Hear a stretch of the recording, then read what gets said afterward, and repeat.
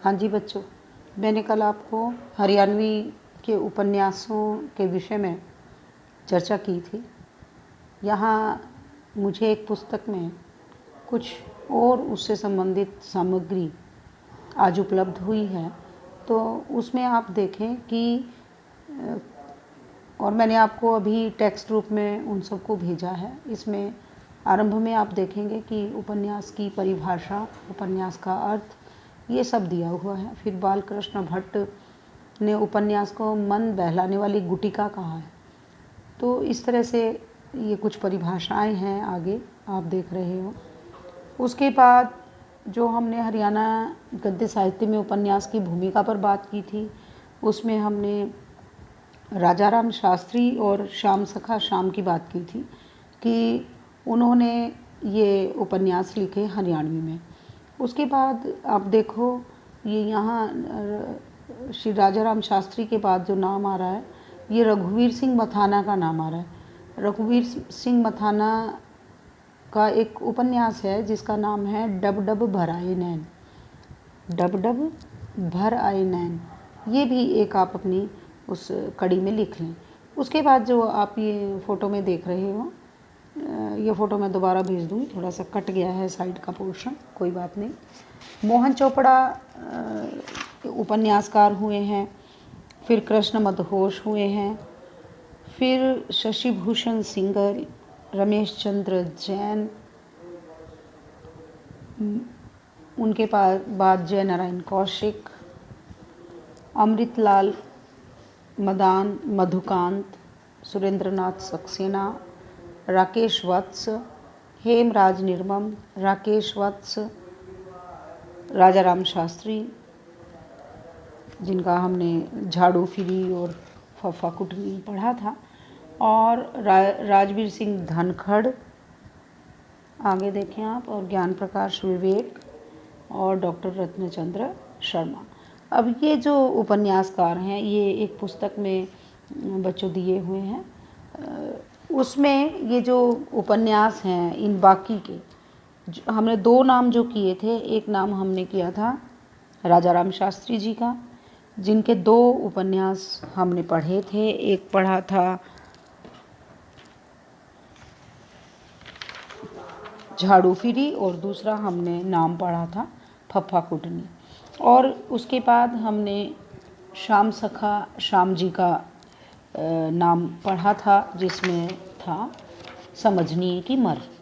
और एक नाम आज मैं और बता रही हूँ आपको, जो हरियाणवी में है, रघुवीर सिंह मथाना जी, उनका है डब डब भराए नैन। तो ये बाकी के जो यहाँ उपन्यासकारों के नाम हैं, जो मैंने अभी आपको ये फ़ोटो भेजी हैं 2-3 पेजों की, इसमें आप देखेंगे कि जितने भी उपन्यासकार हैं ये है हरियाणा के, परंतु इनके जो उपन्यास हैं वो हरियाणवी में नहीं है। तो किस भाषा में? ये हिंदी के हैं। तो ये हरियाणवी, हरियाणा में रचित हिंदी उपन्यास हैं जो इन उपन्यासकारों ने रचे हैं। आप मेरी बात समझ रहे हैं? ये जो उपन्यास हैं, जैसे मोहन चोपड़ा जी का उपन्यास अगर हम देखें, तो उनके जो उपन्यासों के नाम हैं वो है टूटा हुआ आदमी, सुबह के पहले, बाहें, नीड़ के आगे, एक छाया और मैं, ये नए लोग। इसी तरह से कृष्ण मदहोश जी के हैं, शशि भूषण सिंगल का है जानी अनजानी राहें, अपने पराएं।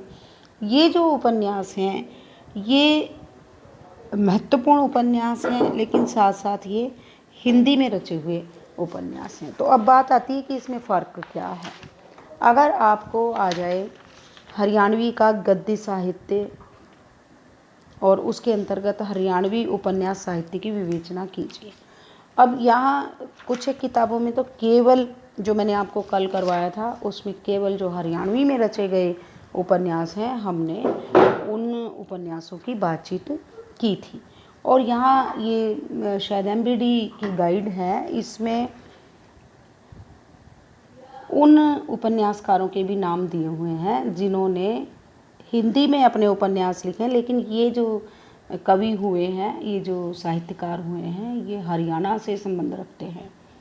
तो ऐसा भी है कि इनके उपन्यास में हरियाणवी पृष्ठभूमि को उठाया गया हो या हरियाणा के ग्रामीण समाज और के बारे में उन्होंने अपने उपन्यासों में लिखा हो, तो ऐसा है, परंतु ये उपन्यास हरियाणवी के नहीं हैं।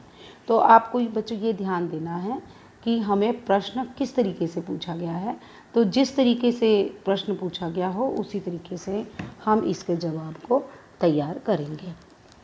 ठीक है जी, आप मेरी बात समझ रहे हैं? तो हरियाणवी उपन्यासों का विकास लिखिए, तो केवल आपने जो मैंने कल आपको डिटेल में प्रश्न करवाया था, केवल उसके आधार पर ही आप अपना उत्तर तैयार करेंगे। या यूँ आ जाए आपको कि हरियाणा के उपन्यासकारों के द्वारा रचे गए उपन्यासों का अंकन कीजिए या उनके उपन्यास का विकास लिखिए, तो फिर आपको हो सकता है कि इन नामों का जिक्र भी करना पड़े। तो अब आपके ऊपर निर्भर करता है कि आप इस प्रश्न को किस तरह से तैयार करते हैं और किस तरह से पूछा जाएगा और हम कैसे उसका उत्तर देंगे। ठीक है, तो मैंने कुछ एक प्रश्न आपको और भेजे हैं आज, जिनमें कि मुझे एक पुस्तक मिल गई थी, आज मेरे पास ही थी उपलब्ध, और उसमें जो हमारे हरियाणवी के सांगी हैं प्रमुख और काव्य लेखक हैं, कवि हैं, उनका जीवन परिचय कुछ एक का मैंने आज आपको भेजा है। तो आप उन कवियों के परिचय को पढ़ लें, उनकी रीडिंग ले लें, उनमें से कुछ एक काव्य की पंक्तियों को भी आप याद कर सकते हैं, लिख सकते हैं। तो इससे आपको आपके प्रश्नों के उत्तर लिखने में आसानी होगी। और दूसरा, जो 5-5 अंकों में आपसे प्रश्न पूछे जाते हैं बच्चों, वो सब भी आपके जो मैंने ये जीवन परिचय भेजे हैं, जैसे शंभू जी का जीवन परिचय भेजा है, अहमद बख्श थानेश्वरी का भेजा है, उसके बाद मैंने दीपचंद जी का जीवन परिचय आपको सेंड किया है, ताऊ सांगी के विषय में आपको जानकारी दी है, और उसके बाद कवि बाजे भगत के विषय में बताया है, और फिर लक्ष्मी चंद जी का विस्तृत जीवन परिचय है, और उसमें जितने भी उनके सांग हैं उन सब सांगों की पूरी एक लिस्ट है, फहरिस्त है, वो भी आप इसमें देख सकते हो। और फिर उनकी जो विशेषताएं हैं लक्ष्मीचंद जी के काव्य की, उसमें भी, क्योंकि बहुत बार ना बच्चों इस तरह से भी प्रश्न आ जाता है 5 अंकों में कि लक्ष्मीचंद जी के रहस्यवादी दृष्टिकोण को स्पष्ट कीजिए, तो कहाँ से पढ़ेंगे आप? तो इसलिए मैंने ये कुछ पंक्तियाँ, ये प्रश्न उत्तर आपको भेज दिए हैं ताकि आप इन्हें तैयार करें अच्छी प्रकार से। ठीक है जी, तो आप सभी इन प्रश्नों को पढ़ेंगे और तैयार करेंगे इस आधार पर कि इन रचनाकारों की, इन कवियों की कोई भी विशेषता आपसे पूछ ली जाए तो आप उनका उत्तर दे सकें। ठीक है, ओके, ऑल द बेस्ट। सब्जी मंडी तो बंद है, कोई ज़रूरी के मंगाने